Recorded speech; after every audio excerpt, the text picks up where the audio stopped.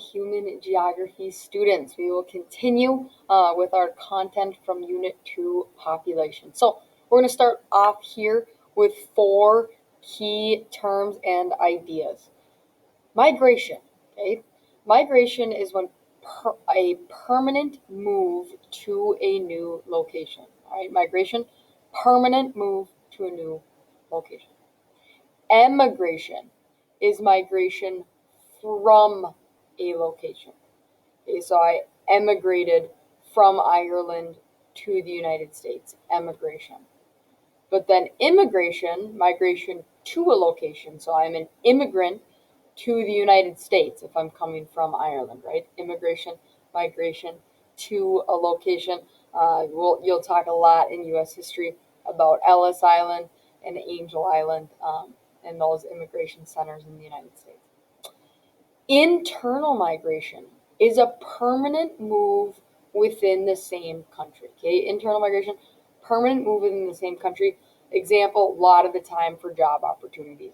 I lived in Massachusetts and Rhode Island when I was younger. Then my dad got a job in Minnesota, so we moved. That was an example of internal migration. So currently, the 3 largest flows of migrants are from Latin America to North America, from Asia to Europe, and then from Asia to North America. Okay, so the 3 largest flows of migrants are Latin America to North America, Asia to Europe, and Asia to North America. All right, we'll talk more about the significance of that in a bit. Okay, interregional migration, movement from one region of a country to another. Interregional migration, movement from one region of a country to another. Sunbelt in the U.S. has grown due to the elderly, right? So like this Sunbelt down here in southern United States has really grown. You hear, about the snowbirds who travel and live down there in the winter or permanently, right, to golf and relax in the sunshine. Brazil is working really hard trying to move people to the interior from the coast, right? So many people live on the coast in Brazil. It's becoming overpopulated to the point where they're trying really hard to move people inland. They even moved their capital to encourage growth to the interior part of the country. China has many people moving out to the coast for job opportunities. Okay, so interregional migration. Intra-regional migration, okay, movement within one region, right? So that would be like moving within Minnesota. An example, rural to urban areas, right? Seeking economic advancement. It's also a major trend in developing countries. Like, for example, most of my friends right now, they grew up in the suburbs, they went to college, and then where do they want to move? Minneapolis, St. Paul, right? They wanted to, a lot of them have jobs down there. They wanted to be around the bars and restaurants, and so they moved to the cities, the entertainment that they have down there. Then there's urban to suburban, right? From the city to a suburb. Usually that some people have a couple kids, they want the whole white picket fence and dog, so they move out to the suburbs for more room for their families.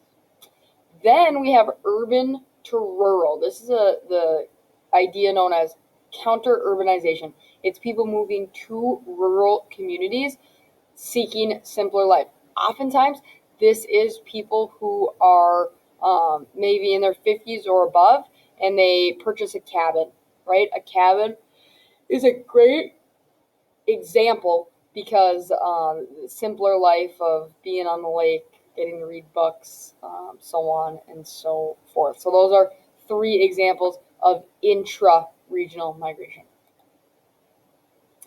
So our activity today is going to look into this specifically as well, but reasons that people move. Okay, first off, I want you to think about, have you ever moved? What were some of those reasons?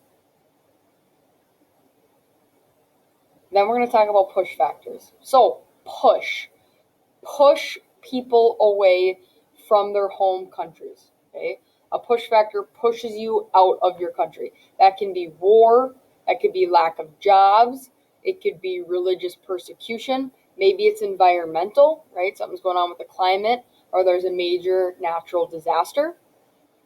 Pull factors are ideas and reasons that pull people into a new area. Okay, job opportunities, education, overall freedom are big pull factors to certain countries. All right, we are going to skip this slide for now because it's an activity we used to do in person.